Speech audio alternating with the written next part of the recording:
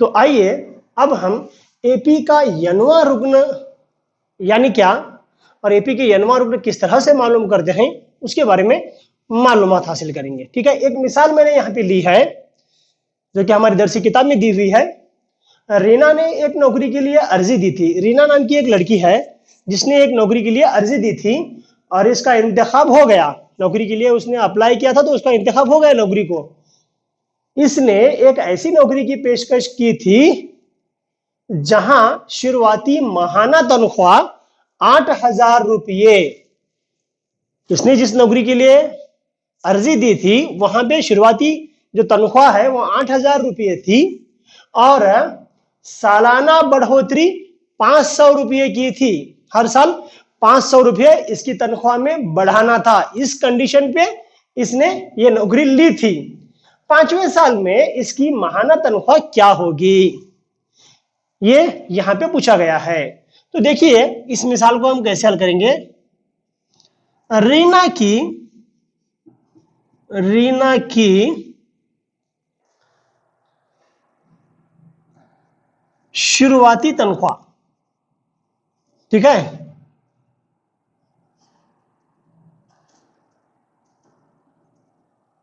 शुरुआती तनख्वाह कितनी है भाई?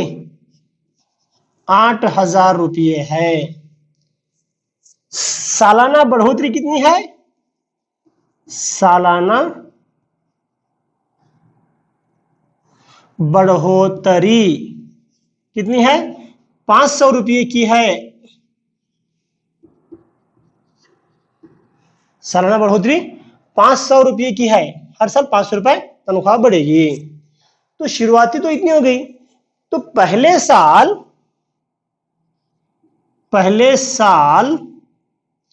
की तनख्वाह क्या होगी भाई रीना की? पहले साल की तनख्वाह क्या होगी? 8,000 तो शुरुआती तनख्वाह थी। इसमें हम क्या करेंगे? 500 मिलाएंगे। तो ये रीना की पहले साल की तनख्वाह 500 बढ़ोतरी के साथ कितना हो गया? ये 8,500। दूसरे साल इसी तरह से रीना की तनख्वाह क्या होगी? 8,000 तो पहले थी। पहले साल 500 बढ़ाई गई, फिर एक साल 500 बढ़ाई गई। तीसरे साल रीना की तनख्वाह क्या होगी? तीसरे साल भी वैसे ही 8,000 रुपये पहली तनख्वाह, 500 रुपए पहला साल में बढ़ाई गया, प्लस दूसरे साल में 500 बढ़ाई गई, प्लस तीसरे साल में 500 बढ़ाई गई। ऐसे लिख सकते हैं हम इसे।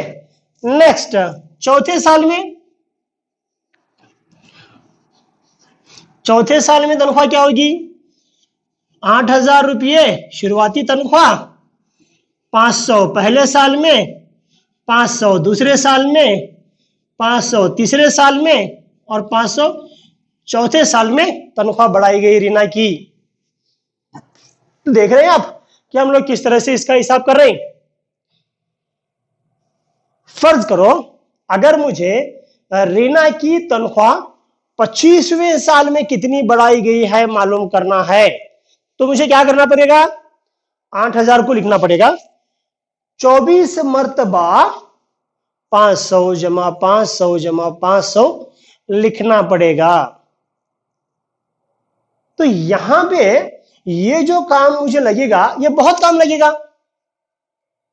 तो इस काम को रिड्यूस करने के लिए, इस काम का बोझ कम करने के लिए हम एपी का यनवा रुग्ण मालूम कर सकते हैं डायरेक्टली। ये एक हिसाबी तसव्वुर बन जाएगा। देखो यहां पे ये 8,000 है, ये होगा 9,000, 8,000 500 500 9,000, 8,000 500 500 500 9,500 बराबर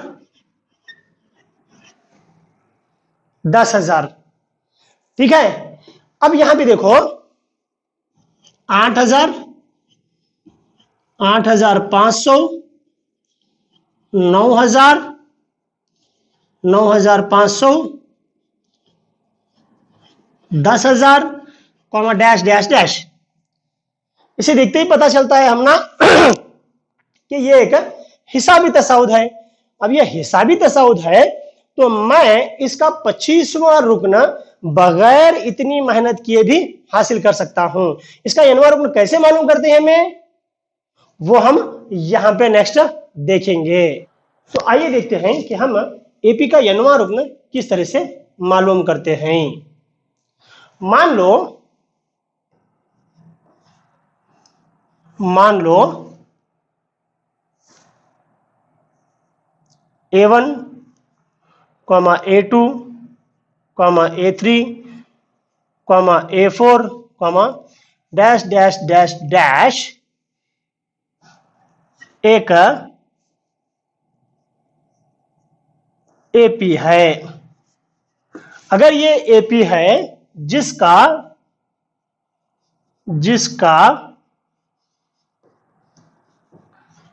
पहला रुकन A1 ए है, पहला रुकन A1 क्या है, ए है, और मुश्तरिक फर्क डी है। इसका पहला रुकन A1 ए है और मुश्तरिक फर्क क्या है, डी है। तो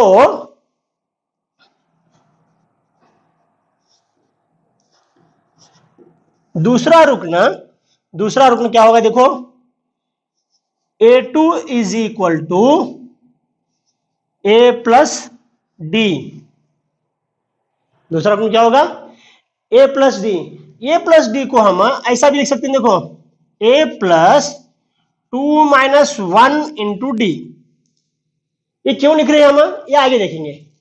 A2 is equal to A plus D. A1 में आप क्या करेंगे, डी को मिलाएंगे। इस तरीके से हम दूसरा रुकन लिख सकते हैं। तीसरा रुकन कैसे लिखेंगे, A3 is equal to A plus 2D। A plus 2D को हम इस तरीके से भी लिख सकते हैं, A plus 3 minus 1 into D. चौथा रुकन A4 is equal to A plus 3D is equal to A plus 4 minus 1 into D.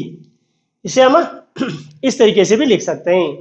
इस तरीके से अगर हम ऐसे ही बढ़ते जाएंगे तो आखिरी में आएगा an इज इक्वल टू, यहां पे देखो ध्यान से, यहां पे A4 मालूम करते वक्त हम लोग क्या कर रहे हैं, 4 माइनस 1 यानी कि एक पीछे का रुकन ले रहे हैं, उसे D से जरब कर रहे हैं। यहां पे भी वैसा करते हैं, हमें A plus n minus 1 into D. ठीक है, A प्लस कॉस में n minus 1 into D. an is equal to A plus n minus 1 into D. तो इसलिए एपी जिसका पहला रुकन ए और मुश्तरिक फर्क डी हो, तो n वां रुकन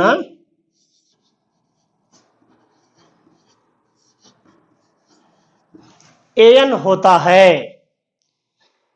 तो ये हमारा n वां रुकन मालूम करने का जाबिता है, जो कि इस एग्जाम के ताल्लुक से बहुत ही ज्यादा इंपॉर्टेंट है। मान लीजिए कि हम इसे ऐसे भी लिख सकते हैं कि ये जाबिता इस सबक की जान है, एक बहुत ही अहम हिस्सा है। जाबिते की तश्कील आपसे नहीं पूछी जाएगी एग्जाम में, बल्कि जाबिते का इस्तेमाल जरूर पूछा जाएगा।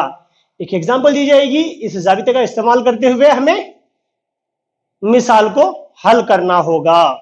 ये बहुत ही अहम जाबिता है इस सबक के ताल्लुक से। तो आइए अभी जो जाबिता हमने सीखा है उस जाबिते का इस्तेमाल किस तरह से किया जाता है वो देखते हैं। एक मिसाल यहां पे दी गई है, मिसाल नंबर 1, 2, 7, 12 डैश डैश डैश एक एपी है, इसका 10वां रुकन मालूम कीजिए। सवाल को एक मर्तबा लिखेंगे, 2, 7, 12, डैश डैश डैश, एक सवाल है। तो यहां पे सबसे पहले ए की कीमत लेंगे, A is equal to 2, D की कीमत लेंगे, D is equal to 7 minus 2, A2 minus A1 is equal to 5। ठीक है, एपी है, हमें कहा गया है, तो फिर हमें क्रॉस चेक करने की जरूरत नहीं है, दूसरी मर्तबा फिर डी की कीमत मालूम करने की भी जरूरत नहीं है। तो यहां पे क्या होगा भाई, डी इज इक्वल टू 5 हमें मिल गया।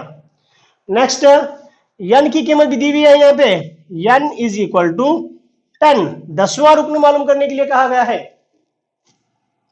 यन की कीमत भी दी हुई है, यन बराबर 10, तो मालूम क्या करना है, ए 10 मालूम करना है। जाबिता हमारे पास है, a n is equal to A plus n minus 1 into d. जाबिता हमारे पास है ए एन, यानी a 10 is equal to a यानी 2 plus 10 minus 1 into d 5। Next देखिए, 2 plus 9 into 5, 10 minus 1 9, 9 into 5, 2 plus 9 into 5 यानी 45, 2 प्लस 45 यानी 47। तो A10 इज इक्वल टू 47 होगा। इस तरीके से हम ये जाब्ता इस्तेमाल करते हुए AN की कीमत, A10 की कीमत मालूम कर सकते हैं।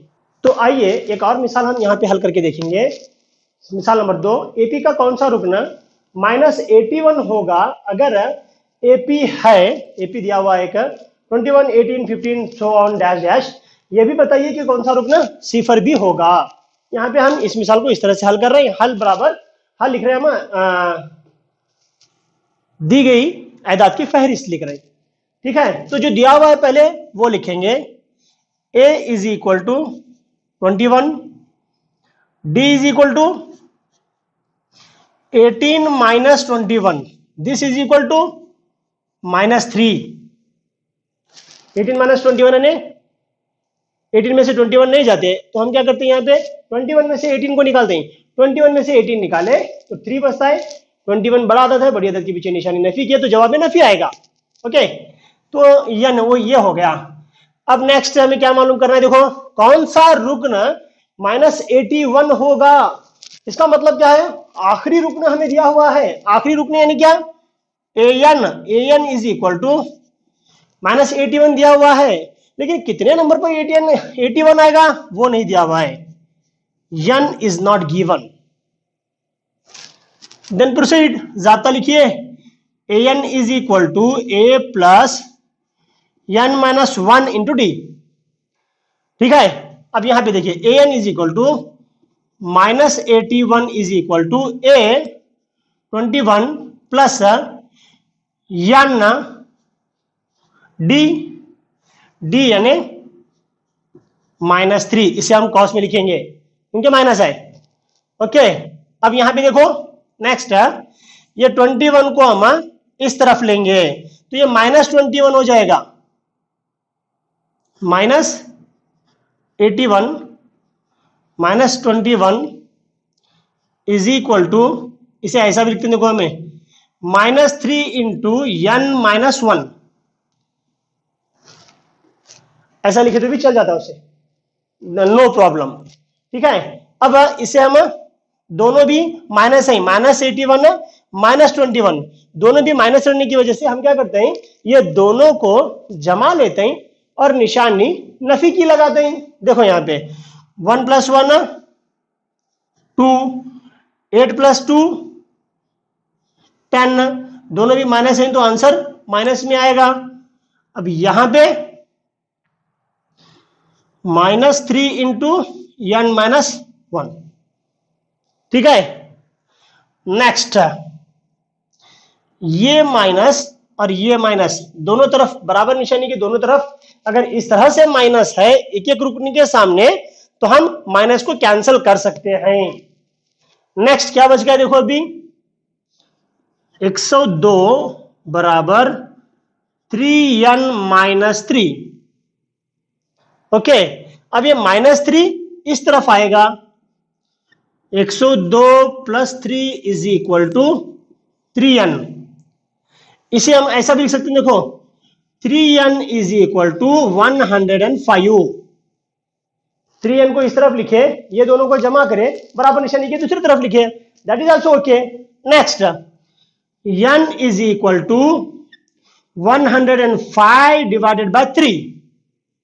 सिंपल है, ये 3 जब बराबर निशानी के दूसरी तरफ में आएगा तो नसब नुमा में आ जाएगा, क्योंकि ये ज़रब में है। यहाँ पे जब बराबर निशानी के दूसरी तरफ में जाएगा तो तकसीम में आ जाएगा। अब इसे तकसीम करते हैं हम, 3 के 3, 3 2 6, सॉरी 3 3 9, 1 बच गया 15 होगा, 3 5 15, तो this will become 35। n is equal to 35 हमें हासिल होगा। n बराबर 35। तो यहां पे देखिए क्या है लिखना है हमें, एपी का कौन सा रुकना -81 होगा, 35वां रुकन -81 होगा। अब इसी तरीके से हमने और क्या मालूम करना है, देखो ये भी बताइए कि कौन सा रुकन सिफर होगा। सेम है सवाल, a is equal to 21, d is equal to -3 दिया हुआ है, n मालूम नहीं है, an की कीमत दी हुई है ना सिफर, जैसे कि यहां पे an की कीमत दी हुई थी -81, इसी तरह से यहां पे an की कीमत दी हुई है सिफर है, तो हम यहां पे सेम जाबिता इस्तेमाल करते हैं, an is equal to a plus n minus 1 into D. an is equal to 0, a 21 plus n minus 1 into -3। Okay, 0 is equal to 21, अब इसे मुख्तसर कर लो, माइनस इंटू ये -3 से n माइनस 1 को जरब देना है मुझे, -3 से n माइनस 1 को जरब देना है। तो मैं क्या करूंगा, देखो यहां पे माइनस, पहले निशाने को जरब देने का, minus into plus, minus into plus, minus होता है 3n, 3 into n 3n, minus into minus plus 3 into 1 3। Okay, अब देखो सिफर is equal to 21 plus 3 is equal to 24 minus 3n। अब ये -3n को बराबर निशानी के इस तरफ लेके आते हैं, हमें 3n इज इक्वल टू 24। सिफर यहां पे है, नहीं लिखे तो भी चल जाता सिफर, 3n प्लस सिफर लिखने से मतलब नहीं है, तो 3n के सिर्फ इतना लिखे तो चल जाता है। हमें मालूम करना है n की कीमत, n is equal to 24 divided by 3, 3 1 जा 3, 3 8 जा 3 8 24, n इज इक्वल टू 24 होता है। ये n की कीमत हमें हासिल हुई, ये n की कीमत हमें हासिल हुई। इस कीमत के लिए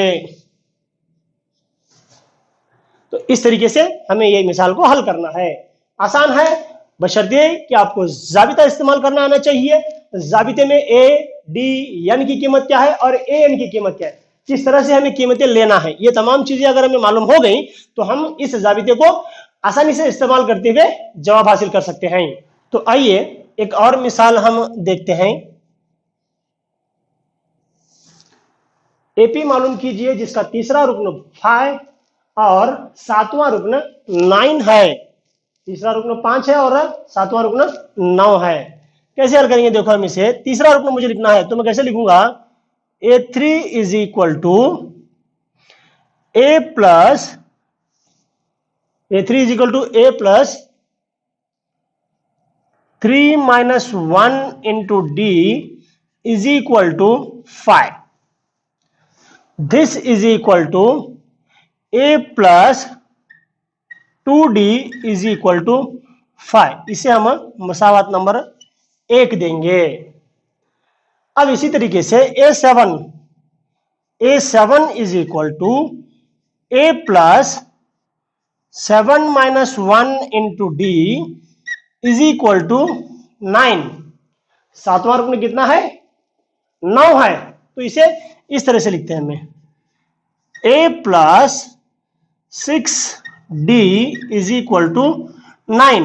इसे हम मसावत नंबर 2 कहेंगे। अब मसावत 2 नफी 1 करने पर, मसावत नफी 2 नफी 1 करेंगे। 2 क्या है मसावत? A plus 6D is equal to 9, A plus 2D is equal to 5। Minus कर रहे हैं, जब इसे माइनस करते हैं हम तो नीचे की मसावत की जो निशानियां हैं वो निशानियां ऑटोमेटिक मुतबादिल बन जाता है। तो ये प्लस है माइनस हुआ, ये प्लस है माइनस हुआ, ये प्लस है माइनस हुआ, प्लस है माइनस है दोनों कैंसल। 6D में से 2D निकाल रहे हैं तो ये 4D होगा is equal to 9 minus 5 is equal to 4। D is equal to 4 divided by 4 is equal to 1। ठीक है, D की कीमत मुझे हासिल हो गई। अब मैं क्या करूंगा? D इज इक्वल टू 1 है, D इज इक्वल टू 1 मसावत 1 या 2 दोनों में से एक में लेने से, मसावत 1 में ले रहा हूं मैं, D इज इक्वल टू 1। मसावत 1 क्या है देखो, A plus 2D is equal to 5। ठीक है, अब यहां पे देखो A प्लस 2 इंटू डी की कीमत 1 is equal to 5। A is equal to 5 minus 2 is equal to 3। सीधा सीधा है। A की कीमत मुझे हासिल हो गई यहां पे, इसलिए A इज इक्वल टू 3 और D इज इक्वल टू 1 है। ठीक है, जब मुझे A और D की कीमतें हासिल हुई तो अब मैं यहां पे एक AP मालूम कर सकता हूं। AP मालूम कीजिए। पहला रुकन है 3, पहला रुकन A 3, D 1 है तो इसमें 1 जमा कीजिए 4, इसमें 1 जमा कीजिए 5, इसमें 1 जमा कीजिए 6, इसमें 1 जमा कीजिए 7, 8, 9, 16। ये एक हिसाबी तसाउद, मतलूबा हिसाबी तसाउद है।